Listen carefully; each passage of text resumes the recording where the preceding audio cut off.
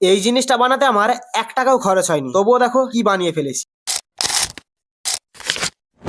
রাধে রাধে বন্ধুরা, আমি তুফান। আজ আমি এমন একটা জিনিস বানাতে চলেছি যেটা ছোট থেকে বড় সবাই ভালোবাসে। তাই প্রথমেই আমি নিয়ে নিয়েছি এই মোটা মোটা দুটো কাঠ, আর আরো দুটো একটু বড় সাইজের কাঠ মাম মতন কেটে নিয়েছি। এরপরে ঠিক এইভাবেই একটা সুন্দর ধাঁচা বানাতে লাগলাম। এতক্ষণে নিশ্চয়ই ভাবছো আমি আসলে এটা কি বানাচ্ছি। তো বন্ধুরা, আজ আমি বানাচ্ছি একটা দোলনা। হ্যাঁ, ঠিক সেই রকম দোলনা যেটা আমরা পার্কে দেখি। দোলনায় দোল খেতে কার না ভালো লাগে বলতো? ছোট বাচ্চা থেকে শুরু করে বড় মানুষ সবাই দোলনায় দোল খেতে ভালোবাসে। অনেকদিন ধরেই ভাবছিলাম একটা দোলনা কিনবো, কিন্তু অনলাইনে দাম দেখে তো আমার একদম মাথায় ঘুরে গেল। তাই ভাবলাম কেন নিজের হাতেই বানাই। এরপরেই মনে পড়লো আমাদের বাড়িতে এই কাঠের তক্তাটি ছিল, এইটি দিয়ে দোলনার সিট বানিয়ে ফেললাম। এইবার পারলা দোলনাটাকে ঝোলানো। তার জন্য চারটা গর্ত করে নিলাম। গর্ত কাটা হয়ে গেলে দুটো করে চারটে মজবুত বাঁশ মাটিতে পুঁতে দিলাম, আর তারপরে এই দোলনা পুরোপুরি কমপ্লিট। চলো বন্ধুরা তোমাদের দেখাই।